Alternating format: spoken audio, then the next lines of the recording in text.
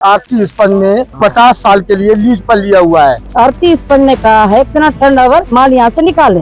2,72,000 ton से ज्यादा खनन दिखाया, परिवहन दिखाया। जो हजारों की संख्या में पेड़ कटे हैं, 15 दिन के अंदर अंदर ये काम हुआ। सरकार ने जो लीज दिया हुआ है उसको खारिज करे और कंपनी के खिलाफ मुकदमा चलाया जाए। बस्तर में ये गर्मी है, मैंने 35 साल पहले ये काम किया है। इन पहाड़ों में इतना ठंडा वातावरण रहता था। अनगिनत पेड़ को काट दिया गया है। यहाँ ये हाल है, जानवर हैं, पक्षी हैं, वो खत्म हो रहे हैं जो प्राइवेट पार्टियों को दे रहे हैं। 31,000 करोड़ से ऊपर का टर्नओवर। कंपनी इस तरीके से फर्जीवाड़ा क्यों कर रही है? पेड़ों को काट दे रहे, जंगल को आग लगा दे रहे। ना उस समय कोई ग्राम सभा हुई, ना ही जन सुनवाई हुई। जो हमारे आदिवासियों को खत्म करने पर तुली हुई है। तो फिर कुछ बचेगा नहीं, सबको लात मार के भगा देंगे। कि बस्तर को ये इसके प्रॉफिट का कितना हिस्सा खर्च कर रहे हैं और किनके जेब में जा रहा है? जितने गर्म शहर हैं उनमें हमारे देश के। क्या बिना खनन किए भी लाखों टन लौह अयस्क का उत्पादन और परिवहन सरकारी रिकॉर्ड में दर्ज हो सकता है?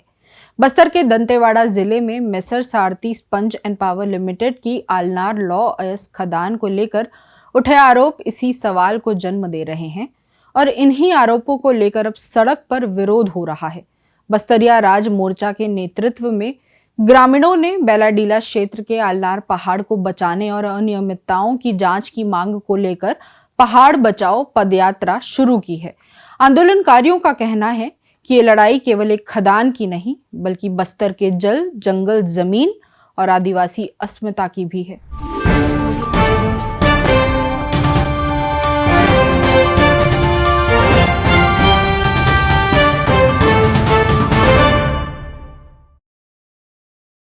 खबरों की खबर में आपका स्वागत है। बस्तर की पहाड़ियों में इन दिनों विरोध और सवाल गूंज रहे हैं। बेलाडीला क्षेत्र के आलनार पहाड़ को लेकर शुरू हुआ विवाद अब एक संगठित जन आंदोलन का रूप लेता दिखाई दे रहा है। बस्तरिया राज मोर्चा के नेतृत्व में ग्रामीणों ने पहाड़ बचाओ पदयात्रा शुरू की है, जिसका उद्देश्य केवल एक खदान का विरोध नहीं बल्कि जल, जंगल और जमीन से जुड़े व्यापक सवालों को सामने लाना बताया जा रहा है। आलनार के उस पहाड़ के नीचे हूँ जिसे आरती स्पंज ने करीब 50 साल के लिए लीज पर लिया हुआ है। मैं अपने साथी से बोलूंगा पहले इस पहाड़ को दिखाएं, यहीं पर आरती स्पंज को खनन करना है। अभी हम जिस रास्ते से आ रहे थे उस रास्ते पर करीब 100 से अधिक पेड़ों की बलि चढ़ा दी गई है। न तो कोई रास्ता है, न ही सही से पैदल चला जा सकता है। सच तो ये है कि दोपहिया वाहन यहाँ से नहीं गुजर सकता और आरती स्पंज ने कागजों पर 3.25 लाख टन का खनन दिखाया है। बस्तरिया राज मोर्चा का दावा है कि जिस खदान में पिछले कई वर्षों से नियमित खनन गतिविधियां दिखाई नहीं देती, जहां तक पहुंचने के लिए समुचित सड़क तक नहीं है, वहां से वर्ष 2018 से 2025 के बीच 2.72 लाख टन से अधिक लौह अयस्क उत्पादन और परिवहन दर्शाया गया है। संगठन इसे करोड़ों रुपए के संभावित घोटाले, दस्तावेजों में कूट रचना और प्रशासनिक मिली भगत का मामला बताते हुए जांच और एफआईआर की मांग कर रहा है, जिसके लिए पदयात्रा शुरू की गई है। अभी आप जब यहाँ पर आई तो आपने क्या देखा, क्या पाया? देखिए, ये तरल मट्टा है, आलनार के नाम से जाना जा रहा है और ये आरती स्पंज कंपनी जो है उसने इसको लीज में लिया है और उसने चालू होने की बात भी कही है। कहीं चालू होते हुए मैंने नहीं देखा, लेकिन आते समय मैंने कई अनगिनत पेड़, उसको ये नहीं कह सकते ये 100 पेड़, 200 पेड़, 1000 पेड़, अनगिनत पेड़ को काट दिया गया है। और वो पेड़ किसको पूछ के काटे हैं, क्या है, इसका भी सवाल जवाब अब करना है। और दूसरी बात है, सबसे बड़ी बात है, आरती स्पंज ने कहा है, कागज पत्र में कह रहा है कि खनन हमने किया है, इतने साल से हम खनन कर रहे, इतना टर्नओवर माल यहाँ से निकाले। तो आप लोग सब देखिए ना, ये कैसा पहाड़ है, कहीं से रास्ता नहीं है, कुछ नहीं, खाली हमारे पेड़ों को काट दे रहे, जंगल को आग लगा दे रहे। देखो हमारे आदिवासी और हमारी कम्युनिटी के लोग, वो देखो, वो देख रहे, वो पेड़, वो जो केला झाड़ है, वो केले के उस फल से कितने लोगों का जीवन यापन होता है। ऐसी कई वो बांस है, उस बांस से हमारे लोगों का जीवन यापन होता है। उस बांस को आग लगा दिया है और वो केला पेड़ को इस तरह से वो करके उसको सुखा राहित में लाग रहा है। ऐसे कितने अनगिनत मूलकंद चीजों को बर्बाद कर दे रही है। मतलब हम यहाँ पहाड़ को कुछ माइनिंग करके ले जाएंगे और इस पहाड़ को पूरी तरह खनन करके क्या विनाशकार में तो लेके जा रहे हैं। 7 जून को हिरोली आलनार पहाड़ से शुरू हुई ये 5 दिवसीय पदयात्रा 11 जून को दंतेवाड़ा पहुंचने वाली है। पदयात्रा का नेतृत्व बस्तरिया राज मोर्चा के संस्थापक मनीष कुंजाम कर रहे हैं। आंदोलनकारी दावा कर रहे हैं कि रायपुर स्थित messrs Aarti sponge and power limited को आवंटित लौ अयस्क खदान में वास्तविक खनन गतिविधियां लगभग न के बराबर है, जबकि सरकारी रिकॉर्ड में वर्षों से लाखों टन उत्पादन और परिवहन दर्ज किया गया है। मनीष जी बताएंगे ये पूरा क्या माजरा है और आपको इस पहाड़ के नीचे आना पड़ रहा है, आखिर क्या कारण है, किस वजह से आप यहाँ पे जो है ना आए? ये तो स्पष्ट है कि आज से हम लोग पदयात्रा पर निकलने वाले हैं और उसी के अवसर पर ये सब लोग जमा हुए हैं। और ख़ास बात यह है कि हम लोग यहाँ से करीब 1 आध किलोमीटर आगे नदी क्रॉस करके अब जहाँ जगह है वहाँ बैठक करके वहाँ से निकलना चाहते थे, पर जिज्ञासा हुई कि आखिर ये खदान कहाँ है। और ये भी जानकारी मिला कि लोग छोटे छोटे जो क्या बोलते हैं आलू माल है, क्या मुझे नहीं मालूम, वो चोरों की भाषा है, लोएस का पत्थर। हाँ लोएस का पत्थर है, वो कहीं जमा कर रहे हैं। उनको तलाशते हुए हमारे लोग यहाँ तक पहुँचे, जो अभी गांव के लोगों के जरिए एक जंगल साफ किया गया, कई पेड़ों को काटा गया और मुझे लग रहा है कि ये शायद इधर से रोड बनाने की तैयारी होगी कंपनी की। कुल मिलाकर बात यह है कि ये तो रोड नहीं है, या तो मोटरसाइकिल भी नहीं गुजर पाएगा और सामान्य रूप से कोई आदमी पैदल चलेगा तो उनके लिए भी बहुत कठिनाई है सीधे तौर पर आने के लिए। विवाद का केंद्र ग्राम अलनार स्थित 31.56 हेक्टेयर क्षेत्र की लौ अयस्क खदान है। बस्तरिया राज मोर्चा का आरोप है कि वर्ष 2018-19 में लीज मिलने के बाद से स्थानीय विरोध के कारण यहां नियमित खनन कार्य शुरू ही नहीं हो पाया है। इसके बावजूद सरकारी अभिलेखों में वर्ष 2018 से 2025 के बीच 2,72,181 टन हेमेटाइट लौ अयस्क के उत्पादन का उल्लेख किया गया है। जो कंपनी ने बताया कि 2,72,000 टन से ज्यादा उन्होंने उत्खनन दिखाया, परिवहन दिखाया, और जिसका हम लोगों ने थाने में और यहाँ के जिला प्रशासन को कंप्लेंट किया हुआ है और वो एकदम स्पष्ट हो गया। ये तो साबित हो गया कि यहाँ कुछ हुआ ही नहीं, बिल्कुल कुछ नहीं है, जीरो है मौके पर, जिसका हम लोगों ने शिकायत में FIR में भी इसका जिक्र किया हुआ है। तो बात यह है कि कंपनी इस तरीके से फर्जीवाड़ा क्यों कर रही है, क्या वजह है, इसकी तलाश मैं समझता हूं कि और लोगों को भी करनी चाहिए। पर हमारा मुख्य बात यह है कि ये कंपनी फर्जीवाड़ा अभी से कर रही है, तो अगर बाद में अगर थोड़ा सा उनको पैर पसरने का अगर मौका मिल जाए तो फिर कुछ बचेगा नहीं, किसी को भी, सबको लात मार के भगा देंगे। अभी से फर्जीवाड़ा है तो बाद में क्या करेंगे, आप तो कल्पना कर सकते हैं। इसलिए हम ये जो फर्जीवाड़ा के खिलाफ कार्रवाई तो होना चाहिए, ये तो मांग है ही, लेकिन ये जो गलत तरीके से जो एक लीज इस कंपनी ने लिया हुआ है, ना उस समय कोई ग्राम सभा हुई, ना ही जन सुनवाई हुई, पर्यावरण जन सुनवाई जो होता है वो भी नहीं हुआ। तो अगर हुआ होगा तो वो भी कागजों पे हुआ, जब ये कागजों में है तो वो भी कागजों में है, तो ये सब पूरी तरह से फर्जी है। ग्रामीणों का दावा है कि खदान क्षेत्र में न तो भारी मशीनरी दिखाई देती है और न ही बड़े पैमाने पर खनन के ऐसे प्रमाण मौजूद है जिनसे रिकॉर्ड में दर्ज उत्पादन का समर्थन हो सके। यही कारण है कि अब सरकारी दस्तावेजों और जमीनी हकीकत के बीच अंतर को लेकर गंभीर सवाल खड़े किए जा रहे हैं। आंदोलनकारियों का कहना है कि जिस क्षेत्र तक पहुंचने के लिए आज भी समुचित सड़क उपलब्ध नहीं है और जहां पैदल चलना तक कठिन है, वहां से लाखों टन लौ अयस्क निकाले जाने और उसके परिवहन का दावा सहज स्वीकार्य नहीं लगता। यही संदेह अब आंदोलन की मुख्य वजह बन गया है। क्या नाम है और आपका कहाँ से आना हुआ है? हाँ, मैं रायपुर छत्तीसगढ़ से आया हूँ। मेरा नाम है डॉक्टर ईश्वरदान आसिया, पूर्व उप महानिदेशक भारतीय भूवैज्ञानिक सर्वेक्षण, भारत सरकार। जो मैं ये कहना चाह रहा हूँ कि ये जो आरती स्पंज प्राइवेट लिमिटेड को ये जो खदान दी है 2015 में, तो 3.25 लाख तकरीबन इन्होंने माल निकाला है, लाख टन। लेकिन अभी आप देख रहे हो कि जब से बस्तरिया राज मोर्चा ने शिकायत दी है, उसके बाद इन्होंने ये दिखावटी जो हजारों की संख्या में पेड़ कटे हैं, ये अभी आप सब देख रहे हैं कि ये भी 15 दिन के अंदर अंदर ये काम हुआ है। दूसरी बात, आपने क्वेश्चन उठाया कि भीड़ नहीं है। आप ये देखिए, यहाँ 500 लोग कितने बैठे हैं और पहाड़ के किनारे तक आए हैं, तो इससे ये स्पष्ट हो जाता है कि ये भीड़ शुरुआत हुई है। आजकल के आंदोलन में युवा लोग भाग नहीं ले रहे हैं। अरे आप देखिए, यहाँ आपको युवाओं की भीड़ दिख रही है, तो युवाओं को नजर आ रहा है कि बस्तर का भविष्य खतरे में है। और आज हमारे ये जो है जिस तरह से आज बस्तर में ये गर्मी है, मैंने 35 साल पहले ये काम किया है इन पहाड़ों में, तुलसी डोंगर में, इनमें कहाँ एकदम इतना ठंडा वातावरण रहता था, और आज यहाँ ये हाल है। तो पूरे छत्तीसगढ़ के अंदर 48 डिग्री टेम्परेचर जा रहा है। ये पर्यावरण का है नुकसान हो रहा है, उसी से हो रहा है। यहाँ कितने जानवर हैं वो जा रहे हैं, जंगली जानवर हैं, पक्षी हैं, वो खत्म हो रहे हैं। और आप यहाँ देख रहे हैं कितनी प्रजातियों के पेड़ हैं। अरे उससे अमूल्य है क्या ये इन जो प्राइवेट पार्टियों को दे रहे हैं? ये डबल इंजन की सरकार जो हमारे आदिवासियों को खत्म करने पर तुली हुई है, और ये चाहते नहीं है कि हमारे लोग सुख चैन शांति से रहे।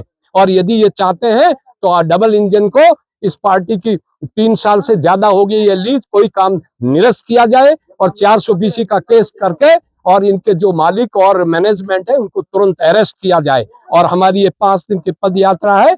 आज हम ये पहले खदान तक पहुंच करके और जो है असेसमेंट करके, और अब हमारी शुरुआत हुई है। ये तो एक छोटी सी झुरकी है।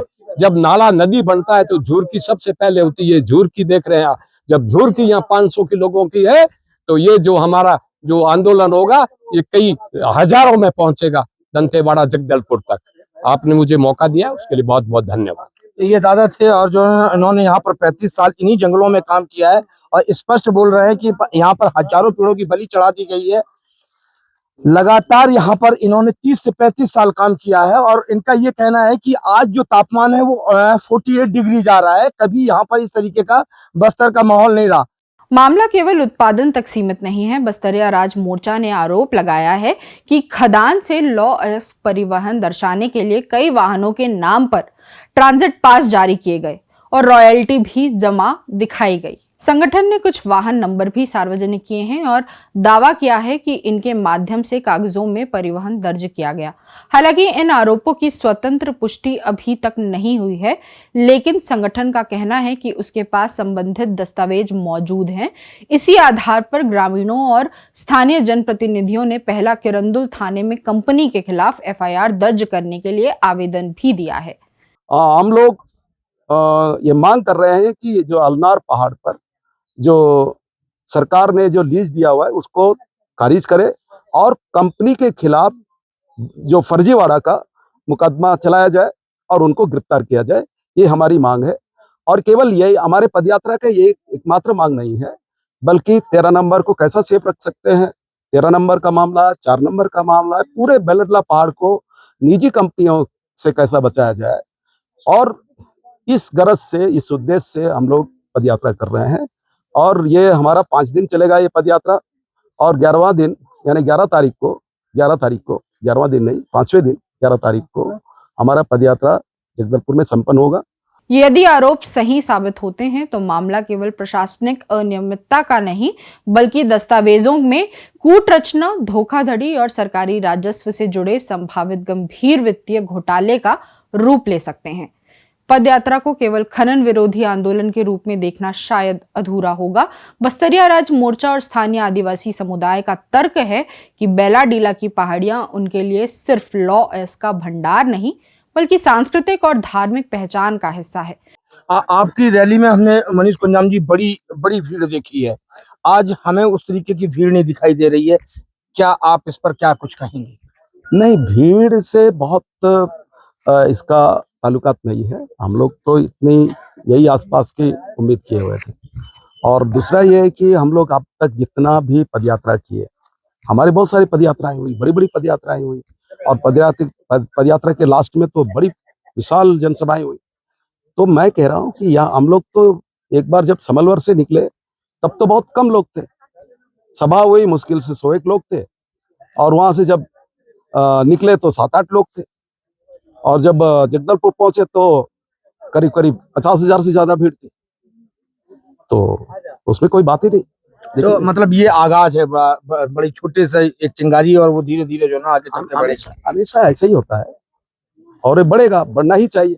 अब नहीं बढ़ेगा तो हम लोगों को बताएंगे। सरकार पूरा जो है ना मूड में है कि हम यहाँ पर अडानी या रूंटा इन सबको दे के मानेंगे। आपको क्या लगता है कि आप सरकार से भिड़ पाएंगे और ये सारी चीजें रोक पाएंगे? देखिए, सरकार से भिड़ने का ही तो हमारा इतिहास है। हम कौन सा सरकार के साथ क्या नाम मित्रता करके चले हैं अभी तक। ये तो सबका हमारा पूरा रिकॉर्ड देख लीजिए। हम टाटा के खिलाफ लड़े, एस्सार के खिलाफ लड़े। 13 नंबर जिसको भी दिया गया था, अदानी को दिया गया था, किसको दिया, उसको भी तो हमारे वजह से वो अब तक कुछ नहीं हो पाया। तो बात कभी भी, और यही नहीं, और केंद्र और राज्य सरकार के द्वारा जो सलवा जुलूम चलाया गया था उसके खिलाफ भी हम ही लोग लड़ा। ये तो इतिहास है ना। तो कब सरकार से हमारी मित्रता रही है? सरकार ही ऐसा काम कर रही है जिसके कारण से हमको संघर्ष करना पड़ता है उनके खिलाफ। तो ये थे मनीष कुंजाम जी जो बोल रहे हैं कि हम इस पहाड़ को किसी भी कीमत पर बचाएंगे। सरकार से हमारी कभी मित्रता नहीं रही। हमने टाटा के खिलाफ लड़ाई लड़ी, हमने सलवा जुलूम के खिलाफ लड़ाई लड़ी। मनीष कुंजाम का कहना है कि आलनार, नंदराज पहाड़ और भांसी डिपॉजिट 4 जैसे क्षेत्र आदिवासी समाज की आस्था से जुड़े हुए हैं। उनका आरोप है कि सरकार विकास और खनन के नाम पर प्राकृतिक संसाधनों को निजी कंपनियों के हवाले कर रही है, जबकि स्थानीय समुदायों की सहमति और चिंताओं को पर्याप्त महत्व नहीं दिया जा रहा। सरकार बोलती है कि ये सारी चीजें बहुत जरूरी है बस्तर के विकास के लिए, और जिस आप बस्तर को बचाने की बात कर रहे हैं वो बातें सरकार को कहीं न कहीं विरोधी लगती हैं, विकास विरोधी। उसको कैसे आप कहेंगे? क्या क्या कहना चाहेंगे उस पर? एनएमडीसी अभी तक 70 सालों से इसी बेलडला पहाड़ से खनन करके लेके जा रही है। ये सच्चाई है। आज ही मैं पता कर रहा था कि 50 मिलियन टन से ज्यादा उत्खनन करके लेके जा रही है, जिसका जो टर्नओवर है वो करीब करीब 31,000 करोड़ से ऊपर का टर्नओवर। और उसमें अगर 10% आप माइनस करोगे तो कंप्लीट शुद्ध मुनाफा है। शुद्ध मुनाफा कंपनी कमा रही है, जो सेंट्रल गवर्नमेंट को जा रहा है, स्टेट गवर्नमेंट को जा रहा है, एनएमडीसी को जा रहा है। पर बस्तर को क्या मिला, इसका हिसाब तो लेना पड़ेगा कि बस्तर को ये इसके प्रॉफिट का कितना हिस्सा खर्च कर रहे हैं और किन के जेब में जा रहा है। ये तो पहले सवाल, इसका जवाब देना, इस सवाल का जवाब दे। ये हमारा प्रश्न है। विकास, हम विकास के विरोधी नहीं है, पर हम बस्तर के जंगलों को बचाना चाहते हैं, बस्तर की धरती को बचाना चाहते हैं। हमारा जो बेलडला पहाड़ एक आस्था का केंद्र है, वो हमारा आनाल पेन की भूमि है। बेलडला पहाड़ ना हो तो फिर हमारा आनाल पेन भी नहीं है, खत्म हो जाएगा। ये सब पूरा दंतेवाड़ा पटार हो जाएगा, खत्म हो जाएगा। इसी संदर्भ में आंदोलनकारियों ने बोध घाट परियोजना को भी खनन गतिविधियों की बढ़ती जरूरतों से जोड़ते हुए सवाल उठाए हैं। उनका मानना है कि बड़े पैमाने पर खनन और वन क्षेत्र में कमी आने से बस्तर की पारिस्थितिकी तथा आदिवासी जीवन शैली दोनों प्रभावित होंगी। इस पूरे समय में हम लोगों को बताएंगे कि ये इस बेलडला के इलाके में, दंतेवाड़ा के इलाके में क्या हो रहा है। खास बात मैं बताना चाहता हूं कि देखिए, आप थोड़ा बेलडला और पूरे बस्तर के ऊपर नजर डालिए। अब इधर से लोग क्या नाम रेल आ रहा है, जिसका सर्वे चल रहा है, और यही इलाके से होके जाना है, और बोध घाट बन रहा है, और आप फिर अंतर्राष्ट्रीय हवाई अड्डा बन रहा है, और पूरे बेलडला पहाड़ पर पहले से ही एनएमडीसी खनन कर रही है, और करीब करीब 4 या 5 खदानें हैं उनके पास। और अब अगर निजी कंपनियों को, उनको भी अगर 6-7 खदानें मिल गई तो फिर बस्तर कहाँ है? खत्म है। ये उधर बोधघाट बनेगा, इधर रेलवे लाइन जाएगा, ये पूरे बेलडला पूरा पहाड़ खत्म हो जाएगा। तो हमारा ये जो आनाल पेन की जो भूमि है, आनाल पेन की, हमारे देवी धामियों की जो भूमि है, हमारा आस्था का जो भूमि है, ये सब खत्म हो जाएगा, कुछ नहीं बचेगा। जो सरकार जो कह रहा, ये जो विकास विकास बोल रही है, विकास तो हो रहा, विकास के लिए तो उत्खनन कर रही है ना भाई। अब उसका वो जवाब दे सही से, कितना खर्च कर रही है। आंदोलन का एक महत्वपूर्ण पक्ष पेसा कानून से जुड़ा हुआ है। बस्तरिया राज मोर्चा का आरोप है कि ग्राम सभा की सहमति और स्थानीय समुदाय की भागीदारी जैसे कानूनी प्रावधानों की अनदेखी की गई। संगठन का कहना है कि अनुसूचित क्षेत्रों में किसी भी खनन परियोजना के लिए ग्राम सभा की भूमिका केवल औपचारिक नहीं बल्कि निर्णायक होनी चाहिए। अभी आप आ रहे थे तो आपने देखा होगा, और हमने भी देखा, पेड़ों की बड़ी बली चढ़ाई गई है। आपको क्या लगता है कि कितने पेड़ यहाँ काटे जा चुके हैं? देखिए, अभी तक यहाँ जो आए हैं, हजारों पेड़ तो कट चुके हैं, और इस डबल इंजन की सरकारों में पेड़ों का कोई मूल्य नहीं है, इसलिए नौटंकी कर रहे हैं। माँ के नाम से पेड़ लगाओ, या अभी जो पर्यावरण दिवस हुआ 5 जून को, तब भी तमाम नाटक हुआ। लेकिन ये बात सच है कि आप अंडमान निकोबार में करोड़ों पेड़ काटने का परमिशन दे देते हो, हसदेव में जब करोड़ों पेड़ काटा जा रहा है, और 4 नंबर जो हमारे इस इलाके का सबसे सघन जंगल है, वो घना जंगल है, उसको डिपोजिट 4 अब उसको आप खोदना चाह रहे हो, तो क्या है बताइए? वहां खोदोगे तो जंगल थोड़ी बचेगा। तो ये सब नाटक नौटंकी है। सच्चाई है कि जंगल को ये सरकार बेरहमी से काट रही है, खत्म कर रही है, और उसका परिणाम ये हो रहा है कि हमारे देश अभी जो पूरा गर्मी चल रहा है, दुनिया के जितने गर्म शहर हैं उनमें हमारे देश के ही है। एक आध नेपाल का है, वो भी हमारे बॉर्डर पे है। तो आखिर ऐसा स्थिति क्यों है? आज लोग शहरों में नहीं रह पा रहे हैं, इतनी गर्मी है। अगर ये सब हो जाएगा तो हम लोग के लिए दंतेवाड़ा रहना मुश्किल हो जाएगा, ये पूरा इलाका में रहना मुश्किल हो जाएगा। डिपोजिट 4 में हम देख रहे हैं कि वहां पर भी सड़क बन रही है, और जो है ना वहां पर जो है ना खनन का पूरा प्रयास किया जा रहा है। काफी लंबी चौड़ी सड़क बनाई जा रही है और अभी बन रही है, और आप बोल रहे हैं कि हम डिपोजिट 4 की तरफ भी जाएंगे और या रोकेंगे उसको। क्या डिपोजिट 4 की तरफ आप जाएंगे, वहां पर जो काम चल रहा है उसको रोका जाएगा? नहीं, हम लोग डिपोजिट 4 की तरफ तो जाएंगे ही, हम तो जाएंगे। कमेलिया और दुरली में हमारा क्या नाम झांसी में हमारा रुकने का कार्यक्रम है, उसमें कोई बात ही नहीं। और उस बारे में हम लोगों से बातचीत करेंगे, सब चर्चा करेंगे। एक दिन जब कलेक्टर से इस बारे में चर्चा किए तो रोड कैसे बन रहा है उसको रोकिए, किसके परमिशन से बन रहा है, ये बातचीत तो हुई। हमारे सरपंच, वहीं के सरपंच ने सवाल उठाया था, करण ने। तो बात यह है कि जो कुछ हो रहा है आज की तारीख में सब अवैध तरीके से, गलत तरीके से हो रहा है। और वो 4 नंबर के लिए जो लीज मिला हुआ है वो भी गलत लीज है, जनसुनवाई भी गलत है, लीज भी गलत है। डिपोजिट 4 को लेकर आप क्या कहना चाहेंगे? डिपोजिट 4 में लगातार वहां पर सड़कें बन रही हैं और जो है ना वहां पर खनन की तैयारी चल रही है, क्या कुछ कहना चाहेंगे डिपोजिट 4 को लेकर? देखो, डिपोजिट 4 में जो रोड बना रहे हैं ना, हम भी सुन रहे हैं रोड की बातें। जब भी हम रोड की बात को रोकने की कोशिश किया तो हमको कहा गया है कि विकास को रोक रहे हैं, रोड को रोक रहे हैं। लेकिन उस जगह में जैसे आज आरती स्पंज का इस इलाके में जिसने कंपनी लिया है, आरती स्पंज ने आलनार पहाड़ तरलमटा में आके खड़े होकर आपसे बात कर रहे हैं ना। अभी ये दिन 2 दिन के बाद आप देखोगे हम 4 नंबर डिपोजिट 4 नंबर में भी खड़े होके वहां पर बताएंगे कि उसको हम किस तरह से बचाएंगे और कैसे उसको बचाने की रास्ता खोलेंगे। हम पहाड़ों को नहीं देंगे। अब आप ये बताइए ना कि यह खनन हुआ कहाँ से है, किधर से खनन हुई है?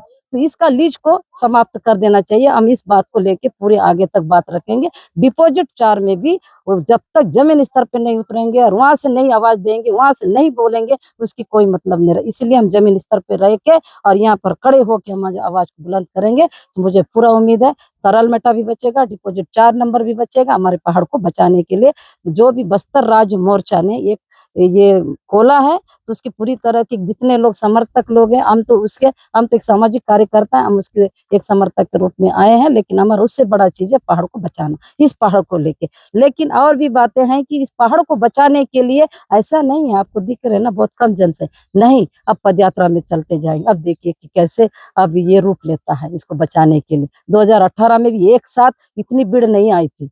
जब शुरू किए हैं तो हो सकता है 500-600, उसके बाद 7 दिन के अंदर कितने 30,000 से ऊपर लोग इकट्ठा हुए। इस पहाड़ को बचाने के लिए भी हमारे लोग हैं। और ये पहाड़ सिर्फ जल जंगल जमीन नहीं है, यहाँ पर हमारा आनल पेन देवता सब कुछ विराजमान है इस पहाड़ में। अगर इसको छेड़ेंगे तो हमारे पूरी कम्युनिटी के लिए बहुत नुकसानदायक होगा। और वैसा करके जो कंपनी अपना फायदा तो उठाती है, लेकिन यहाँ के हमारे लोगों के लिए नहीं सोचती, आदिवासी के लिए नहीं सोचती, यहाँ के लोग रहने वाले के लिए नहीं सोचती। ये हमारे लिए बहुत ही ज्यादा हानिकारक होगा, विनाशकार होगा। इस मानवता को बचाने के लिए पूरे देशवासी से मेरी अपील है, हमारी तरलमटा डिपोजिट 4 और 13 नंबर 12 नंबर को बचाया जाए उन पहाड़ों को। और आप सबसे मेरी निवेदन है, मेरी आप लोग सभी देशवासी से अपील है। अल्नार खदान को लेकर उठे आरोप अभी जांच और सत्यापन की प्रक्रिया से गुजरने बाकी हैं। कंपनी की ओर से इन आरोपों पर सार्वजनिक प्रतिक्रिया सामने नहीं आई है, लेकिन ये विवाद एक बार फिर उस पुराने प्रश्न को सामने ले आया है जो बस्तर में विकास और संसाधनों के दोहन की बहस के केंद्र में रहा है। क्या खनन आधारित विकास स्थानीय समुदायों की सहमति पर्यावरणीय संतुलन और सांस्कृतिक विरासत की कीमत पर आगे बढ़ सकता है। दंतेवाड़ा की ओर बढ़ती ये पद यात्रा फिलहाल केवल कुछ किलोमीटर की दूरी तय कर रही है, लेकिन इसके साथ उठ रहे सवाल कहीं अधिक लंबी यात्रा तय करने वाले हैं। खबरों की खबर में फिर किसी खबर पर होगी बात।